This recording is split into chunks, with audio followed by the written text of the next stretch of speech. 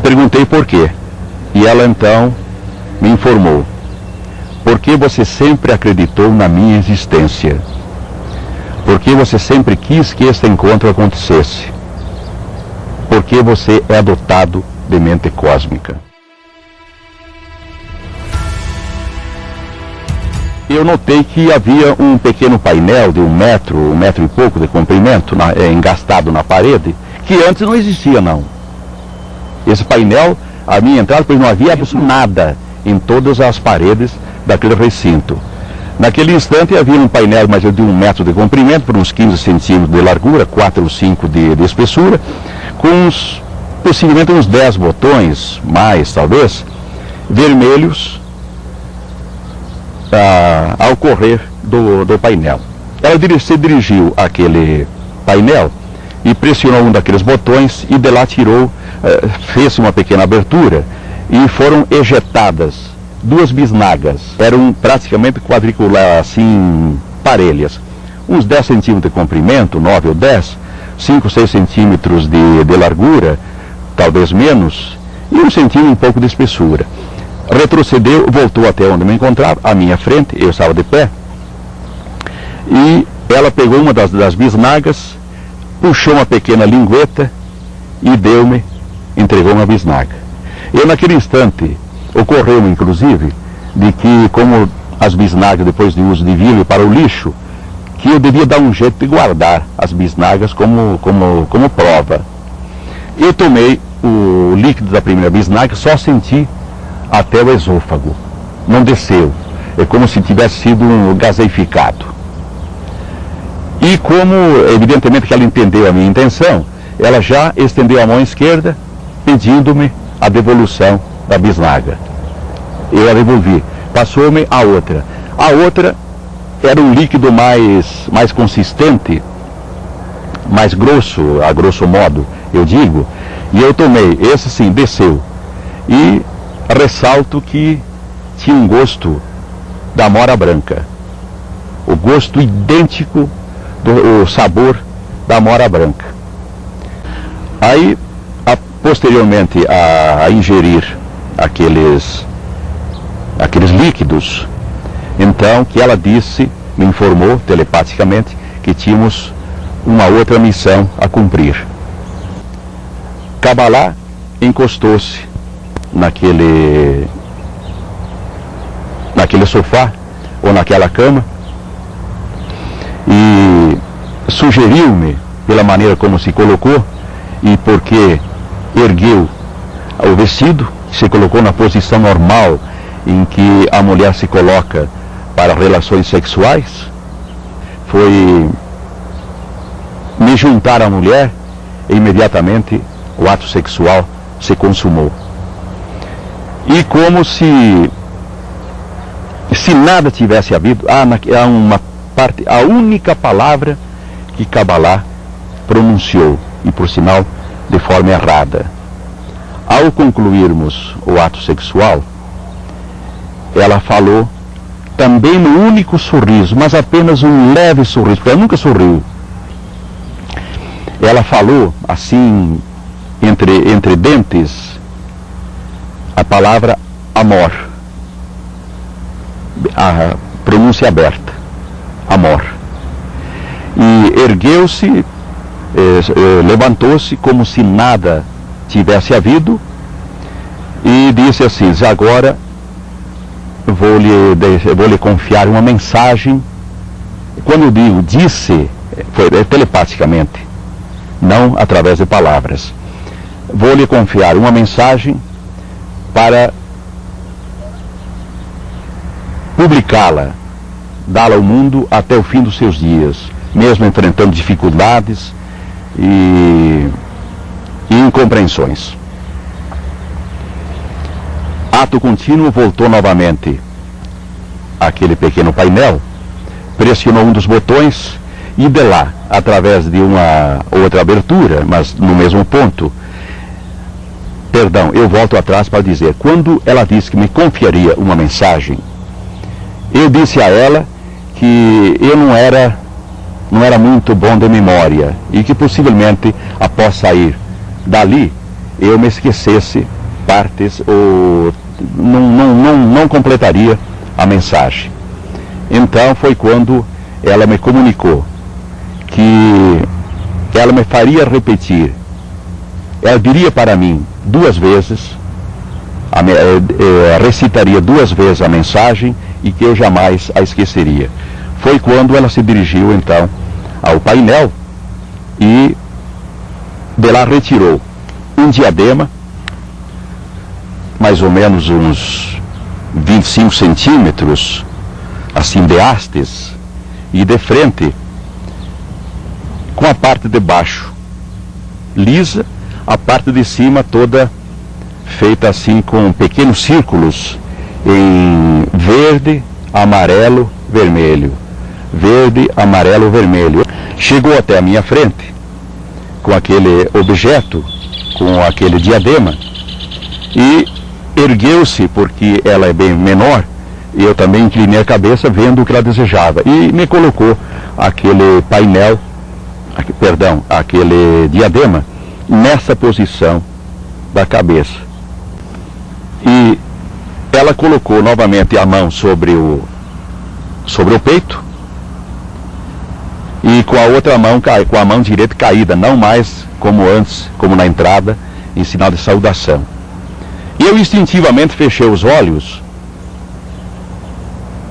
e passei a entender telepaticamente, a receber telepaticamente a mensagem. Mensagem que tem estes termos: advertências de Kabbalah, mensageiro do mundo de Agali para todos os povos da terra. É preciso que sejam imediatamente desativadas as armas de guerra capazes de acabar com qualquer espécie de vida aqui existente. Além de toda a sua apavorante e mortífera devastação, uma guerra nuclear total colocará a Terra fora de sua rota celeste e causará graves distúrbios à vida de mundos vizinhos, alguns em dimensões que o homem terrestre ainda desconhece. É preciso que sejam abolidas as dominações políticas, econômicas e financeiras de nações sobre nações. O imperialismo contraria o direito de igualdade dos povos e se constitui numa nova e solerte modalidade de escravização. É preciso que sejam preservadas a essência da vida humana e as suas funções naturais de reprodução. Em estrelas próximas e noutras inatingíveis ao homem atual, a vida surgiu do sopro do eterno Espírito Criador de todas as coisas, Deus, razão pela qual não deve ser objeto de experiências imponderáveis, porque estas terminarão em desastre genético irreversível. É preciso que, dentro do mais rigoroso critério de justiça e moral, com vistas para a solução dos problemas sociais resultantes da prolificação humana desordenada, sejam instituídos órgãos que, por vias científicas naturais, planejem e executem programas de controle populacional e de melhoramento biológico do homem. É preciso que o homem conquiste outros mundos do universo e ali encontre lugares adequados para suas futuras emigrações e novas fontes de energia e subsistência. Mas antes deve conquistar seu próprio mundo, desvendando-lhe os enigmas que ainda existem na terra, no ar e no mar, conservando-lhe os elementos naturais de vital importância, defendendo-o da sutil pirataria do exterior e curando-lhe as imperfeições humanas, do corpo, do espírito e da mente.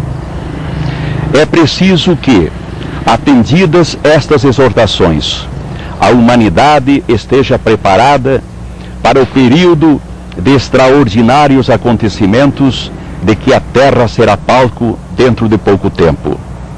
Os grandes eventos serão prenunciados por estranhas manifestações telúricas e sinais celestes de magnífico esplendor e inquietante beleza. Mestres da suma sabedoria tornarão a vir à Terra, renovarão ensinamentos maravilhosos e ajudarão a estabelecer nova sociedade política. Renascerá o paraíso terrestre, pleno de luz e amor. Então, através de meios e energias ora sequer supostos, o homem conhecerá os côncavo-convexos dimensionais da Terra, viajará às profundezas do universo e não sentirá as canseiras do tempo. E, como sublime conquista da capacidade criadora humana, será posta em ação a máquina do poder absoluto, engenho que, entre muitos outros prodígios, dará à humanidade a visão mais feliz e assombrosa de toda a sua existência, de toda a sua história.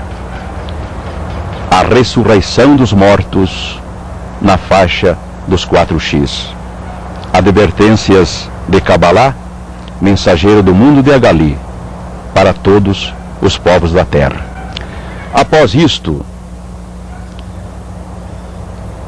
ela continuou com a mão esquerda sobre o peito, sem mais nem menos. Então ela disse, agora me informou telepaticamente, os nossos mundos estão interligados por uma ponte de 46 pilares e pelos nossos filhos Mada e Madana. Eu não tive tempo de pensar, de sugerir perguntas, porque ela postou-se, ergueu a mão, assim como inicialmente entrou naquele recinto, e sem mais nem menos, paz e amor. E saiu pela porta, não me dando as costas, saiu assim de costas. A porta se fez por aquele mesmo processo, fechou-se pelo mesmo processo, e eu me encontrei só. Kabbalah saiu. Eu, apesar da curta duração de tempo com aquela mulher, tal fascínio ela exerceu sobre mim, que quando ela saiu eu me senti triste, sozinho, mesmo pela maneira também como se despediu, que eu já falei. A sala escureceu novamente. As luzes se apagaram pela forma qual eu não sei, e aquelas criaturas, presumo que deviam ser as mesmas, que antes me haviam abordado naquele outro recinto, a mim me parece que era outro recinto, aquele não podia ser, porque de lá eu saí, né? Entraram e me pegaram assim, grunhiram, entre eles, deviam ser 2, 3, me pegaram pelas calças assim, e me puxaram, me conduziram. Senti que passei por uma abertura, porque eu já conhecia o recinto e sabia que tamanho o mesmo tinha. Então devia estar naquele anterior. Ali me puxaram para baixo, grunhindo aquela linguagem ininteligível para mim. Eu entendi que devia deitar-me. Deitei-me. As salas escuras, como estava anteriormente, e eles se retiraram. Não houve nenhum outro incidente. Eu fiquei deitado e o frio começou novamente, mas eu não cheguei a sentir os mesmos sofrimentos que eu havia sentido antes. Senti que a sala estava voltando a uma temperatura novamente baixa, mas eu não cheguei a sofrimento nenhum, como antes. E ali também apaguei, se esse é o termo correto para dizer que eu não me lembro o que aconteceu. E voltei a dar novamente acordo de mim no outro dia, mais ou menos às 6 horas da manhã. O sol estava querendo apontar, não tinha apontado, já era 15 de dezembro. Era um dia bonito de céu azul, muitos passarinhos cantando ao redor, e eu me vi deitado no meio de um matinho, uma capoeirada. Aí eu olhei o relógio, marcava as 10h05. Olhei, estava parado, que por acaso este mesmo. Até que ele resistir, não comprarei outro não. Será sempre esse o meu relógio, lembrança também daquele incidente. E estava assim num estado psíquico lastimável. Não me conformava com o que tinha acontecido e assim por diante. Fiz aquele percurso num deplorável estado psicológico, porque a cada instante que passava, mais eu me compenetrava da importância, da gravidade do incidente porque eu acabava de passar. E já mesmo tinha recebido a informação via telefone de que em casa havia um verdadeiro pandemônio, uma angústia total, minha mãe passando mal, minha filha passando mal. E aí eu fui me desesperando, e grande era o desespero, maior era o choro. Passei pelo posto onde tem pessoas conhecidas, fiz questão que não me vissem, fiz questão que não me carregassem, e eu me havia decidido ir embora sozinho, por mais que distasse ali uns 10, 11 quilômetros, porque teria tempo suficiente para me recompor psicologicamente. Esse era foi o meu objetivo daquela hora. Mas ao passar um pouco do trevo, daquele posto de gasolina, coincidentemente, passa um carro por mim, com a inscrição da Telesc, que é Telecomunicações de Santa Catarina, e passou por mim e parou lá adiante uns 50 metros, pois ia meio corrido, e vi que desembarca do mesmo carro o meu filho mais velho. Aí ele já sabia, porque tinha sido alertado também via telefone, que se encontrava numa cidade do interior de Santa Catarina, a uns 60 quilômetros dali. Ele trabalhava no interior, e minha nora, então, a esposa dele, havia telefonado depois de exaustivas buscas, porque não sabiam em que cidade se encontrava, não sabiam em que hotel estava, até que o localizaram, então, e comunicou a ele, então, da minha desaparição e de tudo o que estava acontecendo de triste lá em casa. Aí o meu filho, muito surpreendido, desceu e se dirigiu até onde me encontrava. Eu não pude falar com ele porque estava num pranto incontrolável. Aí ele me fez embarcar no carro, então, e passamos então no local onde eu tinha o carro, que se encontrava fechado. Eu não me lembro se eu fechei o carro, se alguém fechou, mas enfim, o carro estava fechado. Aí eu deixei a chave que eu tinha no bolso, e que posteriormente também verificou-se que estava imantada. 52 dias depois a chave do carro ainda tinha imantação. Aí outra pessoa da família levou o carro e eu segui. Quando me levaram para o hospital, o médico me fez perguntas, o que tinha acontecido. Eu não tinha condições de falar assim com clareza, e achei também que era uma coisa incrível e inacreditável, que eu estaria falando algo absurdo, dizer para o médico, foi isso que me aconteceu. Eu disse que não sabia, simplesmente isso. Aí o médico me manteve lá no hospital talvez uma meia hora, me aplicou uns sedativos, e depois o filho, um genro, veio e me apanhou e me levou para casa. Quando cheguei em casa, então, eu já estava sob os efeitos daqueles remédios, daqueles sedativos. Eu estava pelo menos tranquilo, já não estava chorando. Aí a família me abraçou, os filhos, as filhas, os netos, meu pai, minha mãe. E havia mais de 100 pessoas lá em casa. Acho que se eu não tivesse estado sob o efeito de droga, ao ver aquela enormidade de pessoas, aí eu teria chegado ao cúmulo do desespero, evidentemente. Mas aí o que foi, o que não foi, eu não encontrava a maneira como narrar à família o que me tinha acontecido.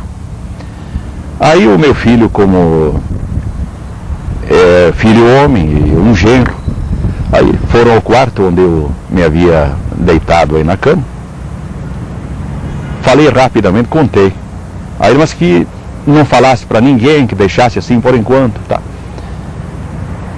Aí foi quando, depois de haver sorvido quase um jarro de suco, que eu ainda estava com uma sede enorme, fome não, mas sede eu sentia enormemente. Eu tomei aquela enormidade de suco, estava num jarro da geladeira, e deitei-me, os familiares todos ao redor, aí todo mundo querendo me prestar ajuda, socorro, que não sabiam inclusive do que tinha havido comigo, e todo mundo me perguntando, pai, o que foi, meu filho, o que foi. E aí eu disse, vou tomar um banho. Na hora que eu tirei a camisa para ir para o banho, houve uma exclamação de surpresa da parte dos familiares que estavam ao meu redor, dentro de casa. E, o que o senhor tem nas costas? Tem uma queimadura, tem um ferimento, o que foi isto? E os que descobriram, os que viram por primeiro, foi o meu irmão Gildo e um sobrinho meu, que é advogado e que mora hoje em Mineiros, no estado de Goiás. Aí eu não sabia o que dizer e o que responder, porque eu não estava sentindo nada e eu não sabia de nada. Aí, dado a exclamação e a surpresa de todos os familiares e amigos que ali estavam, eu pedi um espelho para ver. Ali eu pude ver então a extensão das queimaduras que eu tinha nas costas e das quais ainda hoje eu tenho uma cicatriz. Mas eu não sabia do que provinham essas queimaduras ou esses ferimentos que sejam. Aí os familiares resolveram então de me levar novamente ao médico que me havia atendido antes. Aí fomos, o médico notou, olhou os ferimentos, as queimaduras, não soube dizer nada. Consequentemente também não me passou coisa alguma para colocar sobre aqueles ferimentos, porque ele não entendia o que era. E foi no outro dia então que eu voltei novamente lá para o mesmo médico. E ele já estava junto com mais 2 médicos, Dr. Madaloso e Dr. Carlos Reis. Aí examinaram então os ferimentos, que como no dia anterior não me produziam mal-estar nenhum, não havia inchação, não havia exsudação de plasma, parece que esse é o nome que se dá àquela água que sai de um ferimento de queimadura, principalmente. Eu não sentia mal-estar nenhum. E os médicos também se surpreenderam ao ver aquilo, não souberam o que dizer, fizeram comentários entre eles de surpresa. Depois no outro dia, foi mais um médico lá em casa, foi ver, os ferimentos continuavam os mesmos, apenas havia um processo, segundo eu pude constatar através de espelhos, já de cicatrização. 16 dias depois, ou seja, no dia 31 de dezembro, caiu aquela pequena casca de cicatrização e a queimadura, a marca essa, acabou ficando com a pele normal, apenas a cicatriz, que como já disse, tenho até hoje.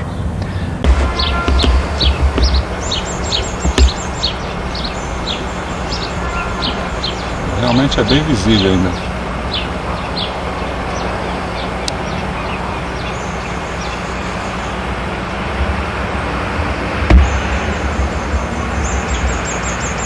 Eu acho que tá ótimo, hein?